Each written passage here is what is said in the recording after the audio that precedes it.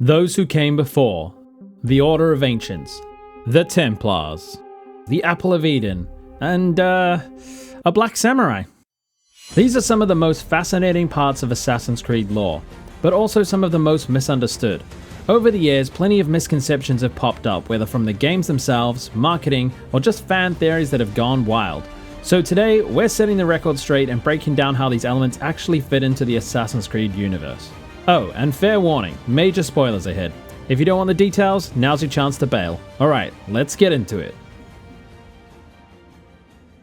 Those who came before are simply that, the species who lived on Earth before the humans. Also known as the Precursors, Ancient Ones, the First Civilization, and later revealed to be named the Isu.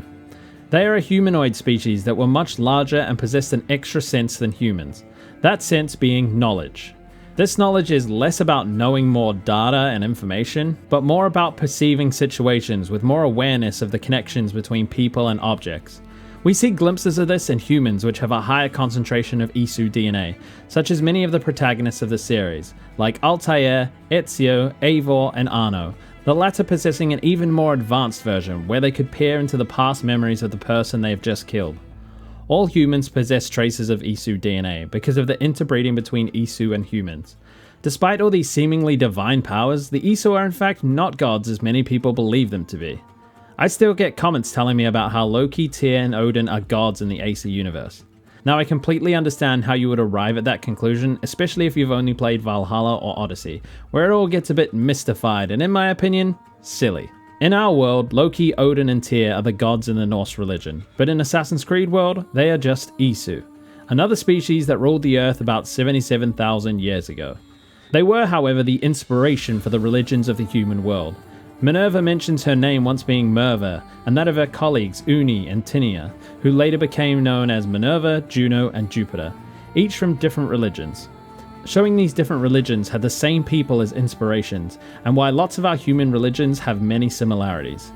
Minerva also mentions we humans struggle to understand their existence even when we shared the earth, and that we may never understand them. So the fact that they are so mysterious is because they often deliver messages in the most inefficient, annoying ways possible, but maybe it only seems like that to us because we don't understand them enough. Now there's another reason one might think that the Isu are gods. They seem to possess magical abilities such as reading possible futures, fast healing, mind control, and immortality, despite not being immortal themselves. But all of these are scientific in nature. All these powers are all made possible through technology they created, such as the Apples of Eden, which in their original conception were designed for the Isu to control the human populace. One thing I am neglecting to tell you, much like the Isu tried to do for a while, attempting to paint themselves as the good guys, is that the Isu actually created humans in their own image to be capable and a willing workforce, so basically to be slaves. They purposefully removed the sixth sense in order to control the humans and to keep them stupid. As we see in the games, humans are able to use these technologies to great effect, so these abilities were not inherent to the Precursors, they were made possible by technology they designed. Obviously, you'd have to be pretty smart to create technology like this, but the point being is that there's no magical godlike powers going on in the AC universe. It is all based in its own version of science. For instance, Ezio used the apple to great effect during the Italian Renaissance to control the humans around him. Altair used it in much the same way, and Desmond in the modern day wielded it to infiltrate Abstergo to save his father. If humans can use these powers, then they are not godlike powers. Basim/Loki even used the Staff of Hermes to basically resurrect himself from the late 800s into the modern day. But he is basically Loki reincarnated into a human body, so you could argue that doesn't quite qualify as strictly human. However, there are numerous other examples of humans being able to utilize these devices to similar ends as the Isu did. If you want more Assassin's Creed content, don't forget to subscribe. Much more content coming your way soon with a lot of older videos you can catch up on. The Templars and the Order of Ancients are not the same, unlike the Hidden Ones and the Assassins that are largely the same organization passed down through time. The Order of Ancients existed from 1334 BCE, when, forgive my pronunciation, Smenkhare, an Egyptian pharaoh, created them to worship the Isu, although they didn't know that that was their name. The Order of Ancients revered the Precursors, and upheld the belief that they should rule the world. This order used Isu Tech to hold control over many empires. Their influence reached far and wide to military leaders, religious powers, and rulers. The Order believed in an afterlife, where the Isu would reward them for their devotion. They had 3 deities: the Father of Understanding, the Mother of Wisdom, and the Sacred Voice. The Father of Understanding being Jupiter, Mother of Wisdom Juno, and the Sacred Voice Minerva. They dominated the world for centuries until finally being interrupted by the Hidden Ones in Egypt in 47 BCE. This was the beginning of a long shadow war between 2 factions. As polytheistic religions began to die out, it became harder to control the populace through religion, and therefore their influence began to wane.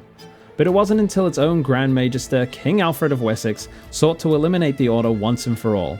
Believing the Order to be an affront to his Christian beliefs, he secretly orchestrated the elimination of every member of the organization by instructing Eivor Varinsdottir on who and where these individuals would be. Once the previous organization had fallen, he was able to form his new order, one that aligned more clearly with his own beliefs, the Order of the Knights Templar. So although it was formed by a former member of the Order of Ancients, its beliefs and ideals were not similar in the slightest.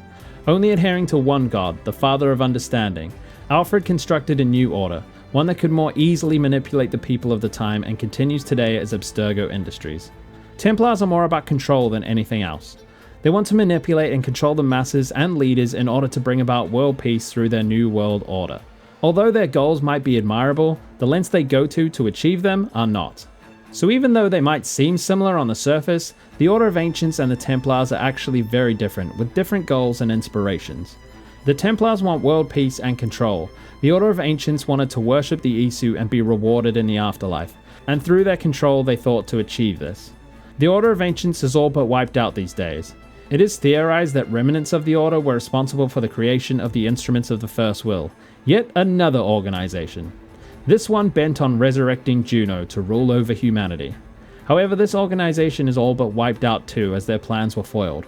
But I really don't want to talk about it. It's a sore point for me. They killed off the main villain they'd been building to for years in a fucking comic book. One that probably no one read.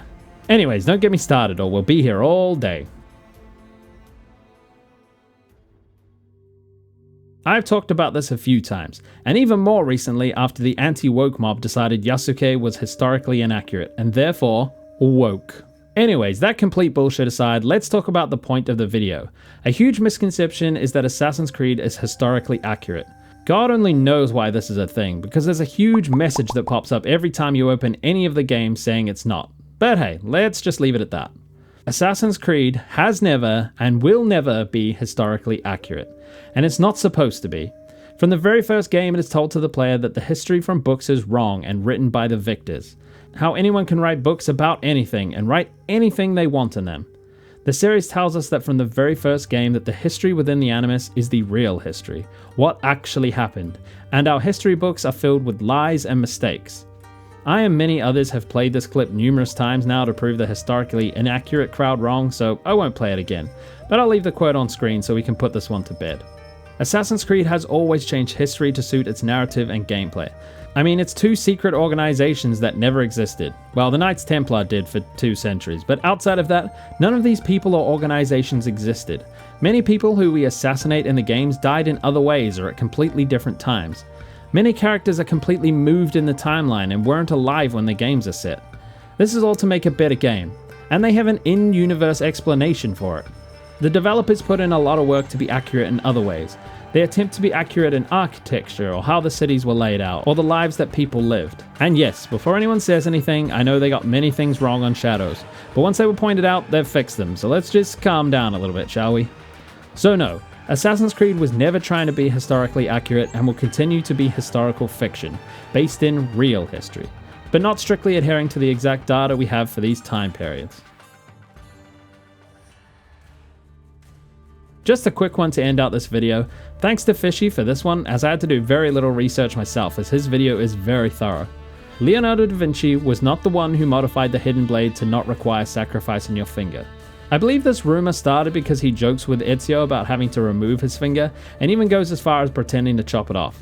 However, in this moment, Leonardo says, "Though the blade once required a sacrifice, it's been modified. You can keep your finger."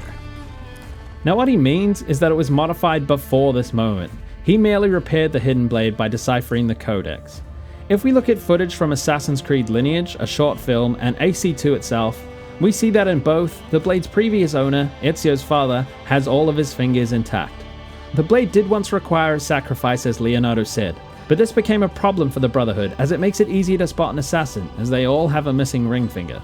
The codex that Leonardo actually used to repair the blade is a page from Altair's journal, a compilation of designs and ideas gleaned from years of study using the Apple of Eden, which is where he came up with the altered design to save the finger. Another piece of evidence is seen in Revelations, where Altair has 2 hidden blades but is only missing his ring finger on one hand, meaning he had come up with the design and created a working version during his lifetime. So there you have it, the biggest misconceptions put to bed like good little children. I hope you enjoyed this video, and if you have any more misconceptions, leave them down in the comments section. Thanks to my one and only patron Alex Applegate for keeping the channel going, and thanks to anyone who made it this far. I appreciate you all. Sticks out.